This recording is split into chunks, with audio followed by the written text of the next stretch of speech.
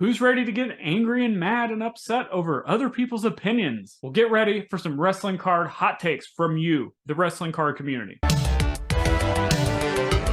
What's up, wrestling fans, trading card collectors? Welcome to another episode of Wrestling with Cards. I recently put out on my social platforms, which you should give me a follow, links in the show notes. But I put out there, what are your wrestling card hot takes? And wow, did I ever get the responses. So much so that we're going to have to break this up into a few different parts. But I greatly appreciate your participation in this exercise. And I can't wait to see the comments on this one, the responses and the reaction to these hot takes. So strap in for this one. Let's see who can get their feelings hurt. First comment, Roscoe Untold, at Roscoe Untold on Twitter. I hope I'm pronouncing that right. Sorry if I'm not.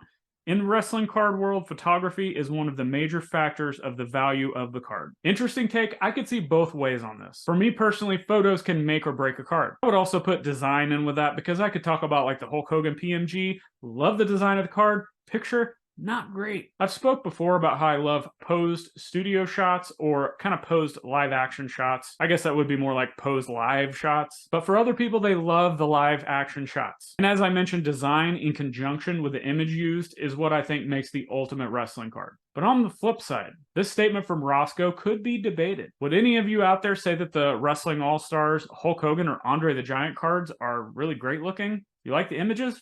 I don't. And on the flip side, I also don't think the image used on the 2022 WWE Prison Black Rock 1-of-1 card, not a fan. Yet, those cards that I just mentioned that I don't really think that have the greatest design, and they may not have the best images, those are cards that have sold for some of the highest amounts we've ever seen wrestling cards go for. Maybe it's a situation where the market speaks for this, or maybe we just never end this debate and it keeps going. But a great question and a great statement nonetheless. Jeff Talladay, at Jeff Talladay on Twitter. I keep saying Twitter, but it's X.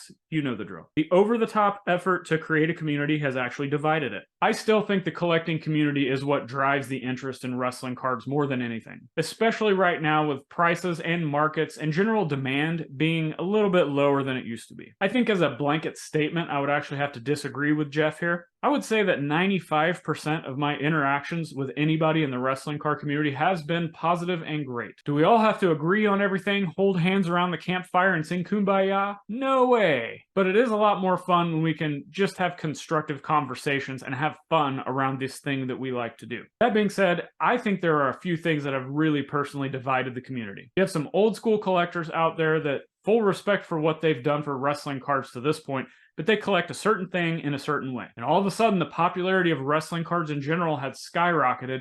Prices were skyrocketing. We saw a shift in the type of things people wanted from a demand standpoint, and the prices of those things going up, those being in a different sector than what some of these other wrestling card enthusiasts up to this point had experienced. And they immediately got defensive. They had to protect their investments by justifying the way that they're doing something or what they're doing or what they're buying, which is fine. But then in the same sentence, they started throwing shade at others for the way that they're doing things or what they're collecting or what they're buying. I also think in conjunction with that, there's some big time egos within the wrestling card space, which there may also be in other hobbies as well.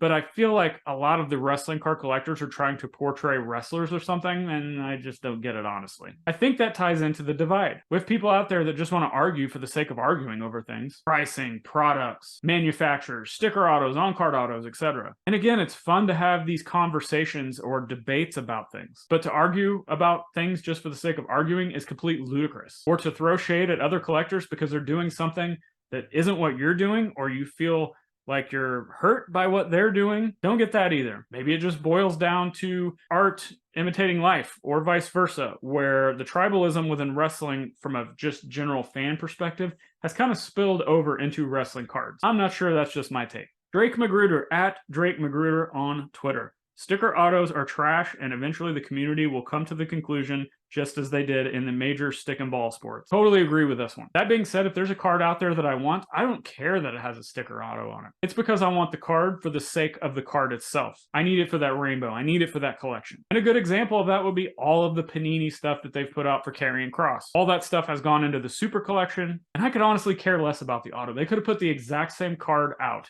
pulled that sticker off with that auto on it, I would have still paid the same price. Again, I just want the cards on my collection for the sake of what they are. To Drake's point, I honestly think that majority of wrestling card collectors do hate sticker autographs. But what makes no sense to me is when they complain about not getting the sticker autographs that they hate in the boxes they open. So you hate sticker autographs, yet you complain about the odds or the amount of them that come out in products. There's no guaranteed autos in this. Well, they're sticker autos. Well, I want them anyway. And then they pull those and they wonder why that autograph sells for $5 on eBay. Fickle wrestling card collectors. Not to mention, we've seen Panini flood the market with some big name autos on all stickers. As a result, the demand and the prices for those have gone way, way down. WWE Prism Collector at WWE Prism on Twitter. Transcendent is overrated. I'm not a fan of the metal borders and the parallel structure is boring. Whoa, whoa, whoa, whoa. Pump the brakes on that one. I'm hurt. I got my feelings hurt on this. All seriousness, I do love Transcendent, but I can understand why people don't. To WWE Prism Collector's point, I do think the parallel structure is a little boring. And I honestly could give or take the gold metal borders. Like, they're kind of cool, but if they didn't have them, it wouldn't affect my opinion on the set. But the images used and the card design, not to mention on-card autos, and they also feature what is, in my opinion, the crown jewel card that you can get in any Topps product within wrestling. The one-of-one Topps Transcendent Superfractors. If you still tie all that together, they're still one of my favorite products, and in my opinion, still one of the best looking cards out there. Rod on Twitter, at Rod25795921. You gotta love when they throw all those numbers behind there. That's great. 1981 Kajiwara Hulk Hogan card. And I replied, well, what about it? And Rod thinks that it is the first Hulk Hogan card, and it's iconic. Rod also stated that it is underappreciated and should be viewed at the same level of a Wrestling All-Stars and a Hogan PMG. And here's a picture of the card we're talking about for those of you who are curious. It is a great card. I do think that it is a little bit underrated. However, I think it is debatable whether you could put this in that same category as a Wrestling All-Stars or as the PMG. All three of those cards, if we're comparing all three, they all have their pros and cons. But ultimately, it doesn't matter what I think. It really doesn't matter what Rod thinks. It doesn't matter whether both of us agree that it is undervalued or overvalued. The market and demand always dictates what it is that people want and what is the card to own. Not to mention, it's fun to have these conversations like this and kind of pick out and have these discussions. Like, you know, I like to do the top 5 videos of my 5 favorite cards from a superstar. But when it really boils down to it, it's interesting to kind of dictate, like, does it matter if you're a Hulk Hogan collector? You want that biggest and best card, but does that mean you're any less of a collector of his stuff if you don't have it? I don't know, maybe, maybe not. That's up for you to decide. But I say if you just like cards, for example in this one, if you're a Hulk Hogan collector, just buy them all. There you have it, done. You don't have to argue about anything. Fishing and cards, great name.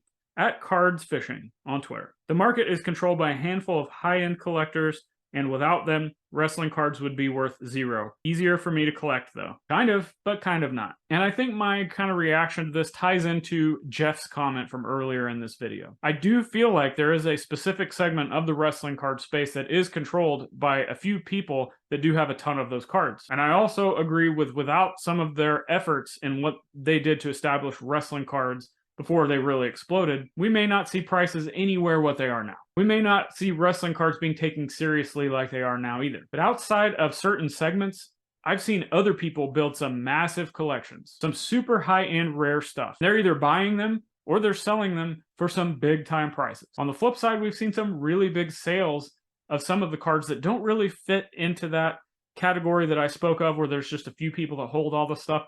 We're seeing some big sales in other segments of wrestling, kind of all over the place. But personally, I've seen the market continue, maybe not from a upper echelon price per se, but just from general interest. I see it all the time, all over the place. There are still base set collectors out there. There are still autograph collectors, super collectors, rainbow chasers, people putting together fun side projects that are a little outside the box ways of thinking. And you could go on and on about people's collecting habits. Therefore, if they're collecting all different kinds of ways, you're going to have sales and markets in all different kinds of fashions and segments. So while there are certain aspects of wrestling cards that may be controlled by just a few people, and while that might have a little bit of a trickle-down effect on wrestling card markets overall, in my opinion, especially with a lot of the more modern releases, wrestling cards in general have become too big and too spread out amongst different types of collectors. So much so that I don't think it's going to be affected by a loud minority. Collecting with Caleb on Twitter. People waiting to sell cards after the big championship win or quote mania moment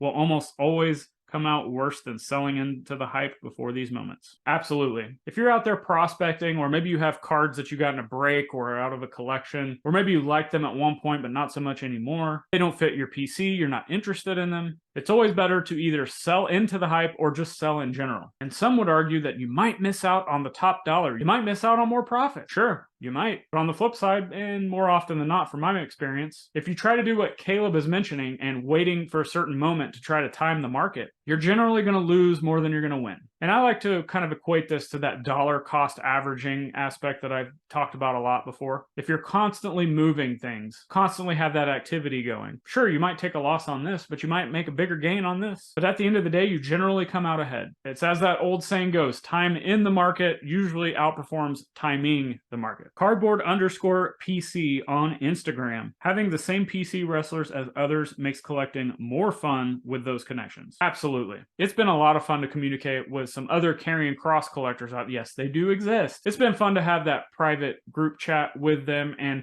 just chop it up about Karrion Kross cards and types of availability, parallels, pricing, but then also it's kind of spilled over into just other general talk. And it's fun to have those communities. I've heard similar things from other people who collect certain wrestlers or sets or parallels. And ultimately, at the end of the day, that's what it's all about. Sure, we like the cards. We like that our cards have value, whether we're buying or selling. And we like to trade cards. Well, some of us do. But when you hear myself or anybody else talk about wrestling card community, oh, the community is the best, the community this and that, this is exactly what we're talking about. Getting together in person, or in most cases now virtually in these chats or private groups, with like-minded individuals having fun around something we all enjoy. And it's really something that I would recommend to anybody that's watching this that collects wrestling cards or any other type of hobby you're in. If you feel like you're stuck in a rut within the hobby, reach out to some others on social media. Find those people that are doing similar things, or maybe even the same thing that you're doing, whether it's the set or a specific year or a specific talent. Reach out to those people that are doing those things as well and get to know them. Start up group chats, start local hangouts, whatever it is.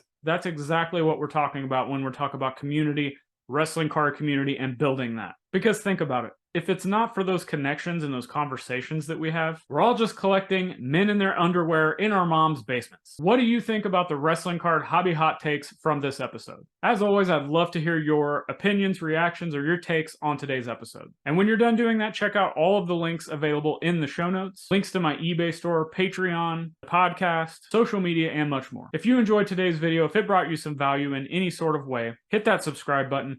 Give me a like and spread the word. Tell a friend about wrestling cards, again, first and foremost, but then about this channel or my podcast or anybody else's wrestling card podcast or videos that are out there. Until next time, click the videos on the screen for more great wrestling card content, and I will see you there.